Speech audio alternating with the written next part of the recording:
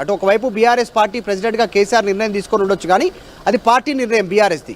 ఇక్కడ ఇండివిజువల్గా కవిత మాత్రం ఆమె అభిప్రాయాన్ని వ్యక్తం చేశారు. జాగృతి తరఫు నుంచి సుదర్శన్ రెడ్డి గెలిస్తే బాగుంటుంది అనేటువంటి స్టేట్మెంట్ చేయడంతో ప్రస్తుతం స్టేట్లో కాస్త చర్చ జరిగే అవకాశం ఉంది. ఎందుకంటే ఆంధ్రప్రదేశ్లో పార్టీలని ఒకవైపు, తెలంగాణలో మాత్రం బీఆర్ఎస్ నో అంటుంది, కవితనేమో జాగృతి తరఫు నుంచి గెలిస్తే బాగుంటుంది అనేటువంటి స్టేట్మెంట్ చేయడం. సో కాంగ్రెస్ ఆల్రెడీ అధికారంలో ఉంది కాబట్టి ఆ స్టేట్మెంట్. సో మొత్తానికి ఆమె స్టేట్మెంట్ కాస్త పొలిటికల్గా వైరల్ అయ్యే అవకాశం ఉంది. దీనిపైన భిన్నాభిప్రాయాలు వ్యక్తమయ్యే అవకాశం ఉంది. ఈరోజు సాయంత్రం వరకు ఎవరు గెలవనున్నారు ఉపరాష్ట్రపతిగా అనేటువంటిది కూడా క్లారిటీ రానుంది. Right Madhu, thanks for the update. మొత్తానికైతే ఉపరాష్ట్రపతి ఎన్నికపై కవిత హాట్ కామెంట్స్ చేసింది. కవిత మరి కాంగ్రెస్ పార్టీ వైపు మొగ్గు చూపిస్తుందా, చేరడానికి ఇంట్రెస్ట్ చూపిస్తుందా అన్న దానిపై మీరేమనుకుంటున్నారు కింద కామెంట్ రూపంలో తెలియపరచండి.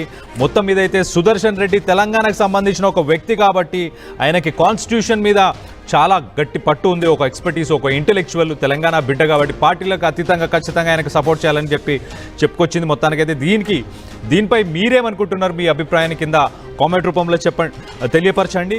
ఒక్కసారి కవిత ఏం మాట్లాడిందో వినే ప్రయత్నం చేద్దాం. తెలంగాణ బిడ్డ కాబట్టి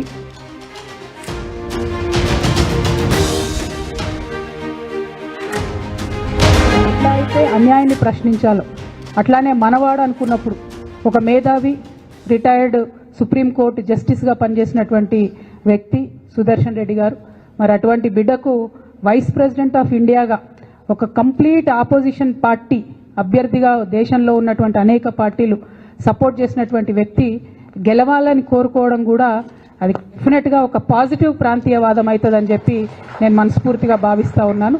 ఇది పార్టీలకు అతీతంగా తెలంగాణ బిడ్డ కాబట్టి, ఆయనకు ఒక అవకాశం వచ్చింది కాబట్టి. అంటే నేను ఒక వ్యక్తిని ఎప్పుడు జీవితంలో మర్చిపోలేను. శేషన్ గారు అని ఉండే, టిఎన్ శేషన్ గారు. ఆయన వచ్చేంత వరకు కూడా ఎవరికి అసలు భారతదేశంలో ఎలక్షన్ కమిషన్ అని ఒకటి ఉందని మా సామాన్య ప్రజలకు తెలియదు. కానీ ఆయన వచ్చిన తర్వాత ఆ పోస్టుకు వన్నే వచ్చింది. సుదర్శన్ రెడ్డి గారు కూడా గెలిస్తే డెఫినెట్గా వైస్ ప్రెసిడెంట్ పోస్టుకు కూడా వన్నే తెస్తారని నేను అనుకుంటున్నాను. ఎందుకంటే అనేక సందర్భాలు ఆయన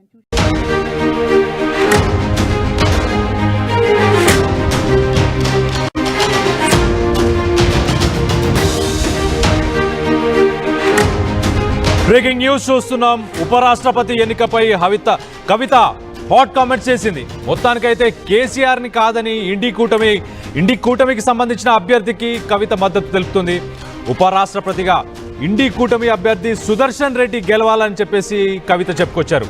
తెలంగాణ బిడ్డ అయిన సుదర్శన్ రెడ్డి గెలిస్తే ఉపరాష్ట్రపతి కుర్చీకే ఆయన వన్నె తీసుకొస్తారు అని చెప్పేసి కవిత కామెంట్ చేసింది. మొత్తానికైతే ఉపరాష్ట్రపతి ఎన్నికకు దూరంగా ఉన్న బీఆర్ఎస్కి మరి విరుద్ధంగా యాంటీగానే చెప్పుకోవచ్చు. ఒక రకంగా కూటమికి సంబంధించిన ఎన్డీఏ కూటమికి సంబంధించిన దానికి సపోర్ట్ చేస్తున్నారు, ఆ క్యాండిడేట్కి సపోర్ట్ చేస్తున్నారు. ఎంతైనా తెలంగాణ వ్యక్తి కాబట్టి సుదర్శన్ రెడ్డి గెలిస్తే తెలంగాణ వ్యక్తి కాబట్టి ఉపరాష్ట్రపతి కుర్చీకే వన్నె తెచ్చేలాంటి వ్యక్తిత్వం ఉన్న పర్సన్ సుదర్శన్ రెడ్డి అని చెప్పి ఆమె కామెంట్స్ చేశారు. మొత్తం మీద అసలు ఆమె ఏం మాట్లాడారనేది ఒక్కసారి వినే ప్రయత్నం చేద్దాం.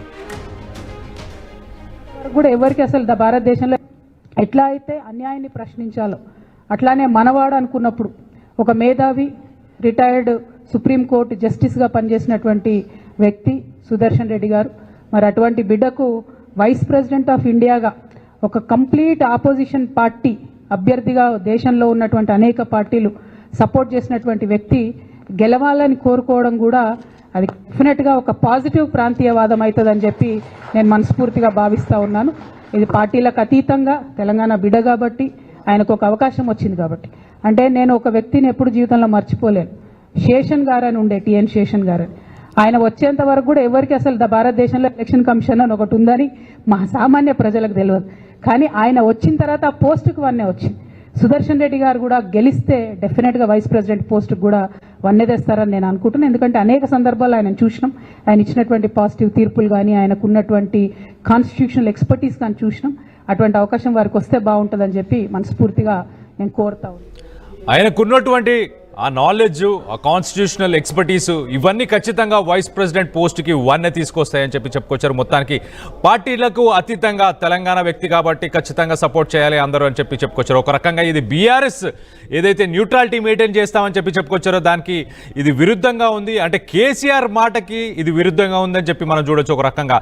సో దీనికి సంబంధించి మరిన్ని వివరాలు మా ప్రతినిధి మధు ఉన్నారు, మధుతో మాట్లాడి తెలుసుకునే ప్రయత్నం చేద్దాం. మధు, చెప్పండి, అసలు బీఆర్ఎస్ ఒక పక్కన కేటీఆర్ చాలా క్లియర్గా నోటా ఉంటే నోటకైనా వెళ్ళిపోయే వాళ్ళం మేము, అలాంటిది రెండిటికి మేము మద్దతు తెలపాలనుకోవట్లేదు, క్యాండిడేట్స్ సరైన వాళ్ళైనా కూడా మేము మద్దతు తెలపాలనుకోవట్లేదు అని చెప్పేసి ఆయన స్టేట్మెంట్ చేశారు. ఆయన స్టేట్మెంట్ని మనం ఒక రకంగా కేసీఆర్ స్టేట్మెంట్ అనే చూడొచ్చు.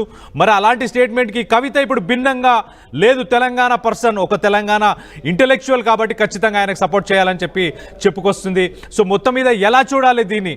ఇటు పార్టీ నుంచి ఎలాంటి రెస్పాన్స్, బీఆర్ఎస్ పార్టీ నుంచి ఏమైనా రెస్పాన్స్ ఉందా? అలాగే ఇండి కూటమి నుంచి కానీ ఏమైనా రెస్పాన్స్ ఉందా? దీనిపై ఎవరైనా స్టేట్మెంట్ ఎవరైనా మాట్లాడారా?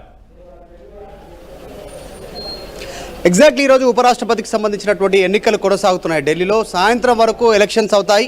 ఈరోజు రాత్రికే ఎన్నికల రిజల్ట్ రానుంది. ఉపరాష్ట్రపతి ఎవరు, ఎన్డీఏ అభ్యర్థి, ఇండి కూటమి అభ్యర్థి అనేటువంటిది తేలిపోయేటువంటి సిచ్యువేషన్ ఉంది. కాకపోతే ఒక భిన్నాభిప్రాయాలు ఉన్నాయి. ఈ మధ్యకాలంలో తెలుగు రాష్ట్రాలకు సంబంధించి వైసీపీ అడగక ముందుకే ఎన్డీఏకు మద్దతు తెలిపితే ఆల్రెడీ ఎన్డీఏ కూటమిలోనే టీడీపీ, జనసేన అక్కడ ఉన్నటువంటి సిచ్యువేషన్. ఇక తెలంగాణ విషయానికి వస్తే కాంగ్రెస్ ఆల్రెడీ ఇండి కూటమే వాళ్ళదే. ఇప్పుడు బీఆర్ఎస్ తటస్థంగా నిర్ణయం తీసుకోవడం జరిగింది. ఎవరికి మద్దతు తెలుపము, నోటా ఉంటే నోటాకి ఇస్తామని నిజంగానే కేటీఆర్ చెప్పారు. కానీ రీసెంట్గా ఈ మధ్యకాలంలోనే పార్టీ నుంచి సస్పెండ్ అయినటువంటి కవిత ఒక భిన్నంగా ఆమె స్టేట్మెంట్ చేశారు. సుదర్శన్ రెడ్డి న్యాయ కోవిదుడు, ఆయన అయితే సమర్థంగా ఉంటుందనేటువంటి స్టేట్మెంట్ చేశారు. కాళోజీ నారాయణరావుకి సంబంధించిన జయంతి ఉత్సవాల్లో సందర్భంగా కార్యక్రమంలో పాల్గొంటూ జాగృతి హెడ్ ఆఫీస్లో ఆమె ఈ స్టేట్మెంట్ చేశారు. చాలా స్పష్టంగా ఉప ఎన్నిక పైన ఆమె ఉపరాష్ట్రపతి కుర్చీకి వన్నె తెచ్చేటువంటి వ్యక్తిత్వం కలిగినటువంటి వ్యక్తి సుదర్శన్ రెడ్డి, ఆయన గెలిస్తే బాగుంటుంది, న్యాయం గెలిచినట్టుగా ఉంటుంది అనేటువంటి స్టేట్మెంట్ చేస్తూనే ఇంకా కొన్ని కీలకమైనటువంటి స్టేట్మెంట్ చేశారు.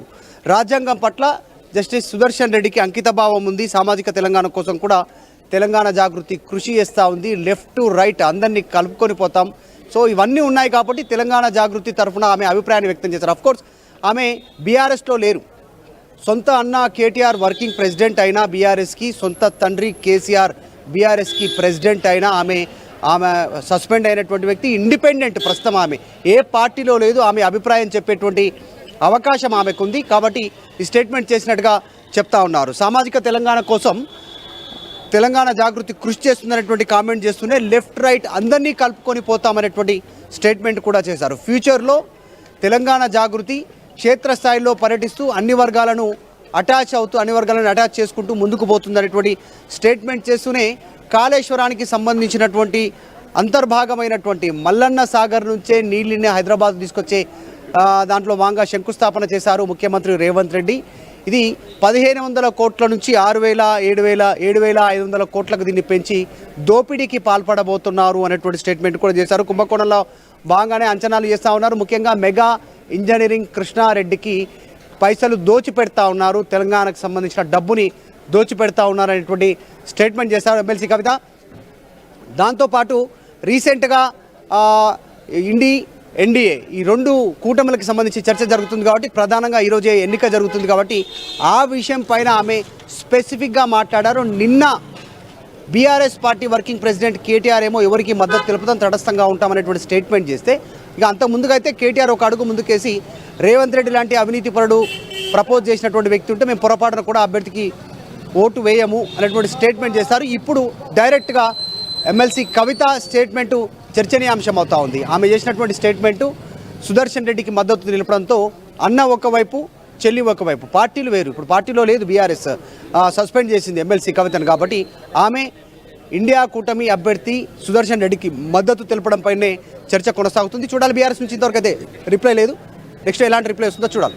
అయితే మధు, ఇండియా కూటమికి సంబంధించిన క్యాండిడేట్ని సమర్థిస్తుంది కాబట్టి, అంటే ఒక రకంగా రేవంత్ రెడ్డిని సమర్థిస్తుందా? అంటే ఇప్పుడు కేటీఆర్ ఒక స్టేట్మెంట్ చేశారు కదా, రేవంత్ రెడ్డి లాంటి వాళ్ళు సపోర్ట్ చేసిన క్యాండిడేట్ని మేము సపోర్ట్ చేయము అని చెప్పి చాలా క్లియర్గా చెప్పారు. అయితే అప్పుడు రేవంత్ రెడ్డి సపోర్ట్ చేసిన క్యాండిడేట్ని కవిత సపోర్ట్ చేస్తుందని చెప్పి అలా చూడొచ్చా మనం? అంటే తెలంగాణ బిడ్డ అనేటువంటి స్టేట్మెంట్ చేస్తారు. తెలంగాణకు సంబంధించినటువంటి ప్రాంతానికి సంబంధించిన వ్యక్తి కాబట్టి మేము సపోర్ట్ చేస్తున్నాము, ఆయన గెలిస్తే బాగుంటుంది అనేటువంటి సపోర్ట్. అంటే ఇప్పుడు కవిత దగ్గర రాజ్యసభ కానీ ఎంపీలు కానీ ఎవరు లేరు, పార్లమెంట్ సభ్యులు కానీ. కాకపోతే ఆయన గెలిస్తే బాగుంటుంది, ఆయన వైపు నిలబడితే బాగుంటుంది, ఆ రాజ్యాంగం రక్షించబడుతుంది అనేటువంటి స్టేట్మెంట్ చేశారు. అంటే బీజేపీ అంటే ఎమ్మెల్సీ కవితకు మొదటి నుంచి కాస్త ఆగ్రహమే. స్టార్టింగ్లో మనం చూసాం ఈడీ కేసులో, సిబిఐ కేసుకు సంబంధించినటువంటి విషయంలో ఆమె జైలు పాలై అయినటువంటి ఘటన మనకు తెలిసింది. కాబట్టి సో ఈ మూమెంట్లో ఆమె ఇండి కూటమి అభ్యర్థి అంటే కాంగ్రెస్ పార్టీ కాదు సుదర్శన్ రెడ్డి అనేటువంటిది ఆమె భావం. అందులో భాగంగానే మాజీ సుప్రీంకోర్టు న్యాయవాది కాబట్టి ఆయనకు తెలుసు, న్యాయకోవిదుడు, ఆయన గెలిస్తే బాగుంటుంది అన్న ఒక అభిప్రాయాన్ని కవిత మెన్షన్ చేసినట్టుగా తెలుస్తూ ఉంది. కవిత చేసిన కామెంట్ ప్రస్తుతం రాజకీయ వర్గాల్లో సంచలనంగా మారింది. అయితే మధు, నా లీడర్ ఎప్పటికీ కేసీఆరే ఉంటారు, కేసీఆరే మా లీడర్ అని చెప్పేసి, నా లీడర్ అని చెప్పేసి ఆమె చాలా క్లియర్గా కూడా స్టేట్మెంట్స్ చేసింది. మరి మొత్తానికైతే మరి ఇప్పుడు ఆ బీఆర్ఎస్ పార్టీ తీసుకున్న డెసిషన్ ఒక రకంగా కేసీఆర్ డెసిషన్ అని చెప్పి మనం అనుకోవచ్చు ఖచ్చితంగా.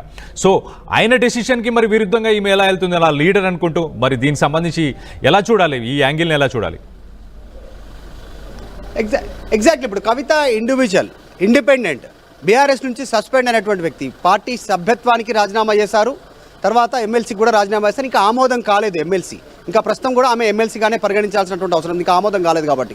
సో ఆమె ఇండిపెండెంట్గా, ఇండివిజువల్గా జాగృతి తరఫు నుంచి స్టేట్మెంట్ చేసినట్టుగా తెలుస్తూ ఉంది. సో మొత్తానికి ఆమె చేసిన కామెంట్, అటు ఒకవైపు బీఆర్ఎస్ పార్టీ ప్రెసిడెంట్గా కేసీఆర్ నిర్ణయం తీసుకొని ఉండొచ్చు కానీ అది పార్టీ నిర్ణయం బీఆర్ఎస్ది. ఇక్కడ ఇండివిజువల్గా కవిత మాత్రం ఆమె అభిప్రాయాన్ని వ్యక్తం చేశారు జాగృతి తరఫు నుంచి. సుదర్శన్ రెడ్డి గెలిస్తే బాగుంటుంది అనేటువంటి స్టేట్మెంట్ చేయడంతో ప్రస్తుతం స్టేట్లో కాస్త చర్చ జరిగే అవకాశం ఉంది. ఎందుకంటే ఆంధ్రప్రదేశ్లో పార్టీలని ఒకవైపు, తెలంగాణలో మాత్రం బీఆర్ఎస్ నో అంటుంది, కవితనేమో జాగృతి తరఫు నుంచి గెలిస్తే బాగుంటుంది అనేటువంటి స్టేట్మెంట్ చేయడం.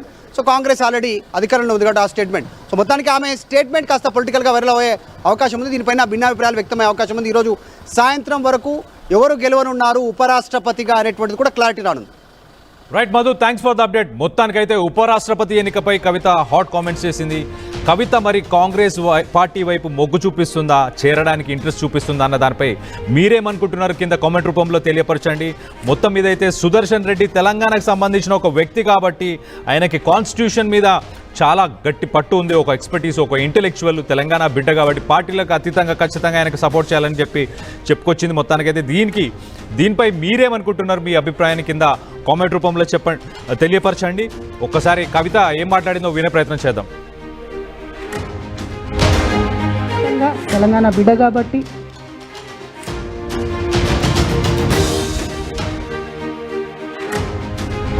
ఎట్లా అయితే అన్యాయాన్ని ప్రశ్నించాలో అట్లానే మనవాడు అనుకున్నప్పుడు ఒక మేధావి, రిటైర్డ్ సుప్రీంకోర్టు జస్టిస్గా పనిచేసినటువంటి వ్యక్తి సుదర్శన్ రెడ్డి గారు, మరి అటువంటి బిడ్డకు వైస్ ప్రెసిడెంట్ ఆఫ్ ఇండియాగా ఒక కంప్లీట్ ఆపోజిషన్ పార్టీ అభ్యర్థిగా దేశంలో ఉన్నటువంటి అనేక పార్టీలు సపోర్ట్ చేసినటువంటి వ్యక్తి గెలవాలని కోరుకోవడం కూడా అది డెఫినెట్గా ఒక పాజిటివ్ ప్రాంతీయవాదం అవుతుందని చెప్పి నేను మనస్ఫూర్తిగా భావిస్తూ ఉన్నాను.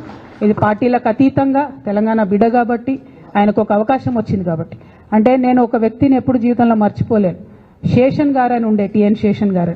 ఆయన వచ్చేంత వరకు కూడా ఎవరికి అసలు భారతదేశంలో ఎలక్షన్ కమిషన్ అని ఒకటి ఉందని మా సామాన్య ప్రజలకు తెలియదు. కానీ ఆయన వచ్చిన తర్వాత ఆ పోస్టుకు వన్నే వచ్చింది. సుదర్శన్ రెడ్డి గారు కూడా గెలిస్తే డెఫినెట్గా వైస్ ప్రెసిడెంట్ పోస్టుకు కూడా వన్నే తెస్తారని నేను అనుకుంటున్నాను. ఎందుకంటే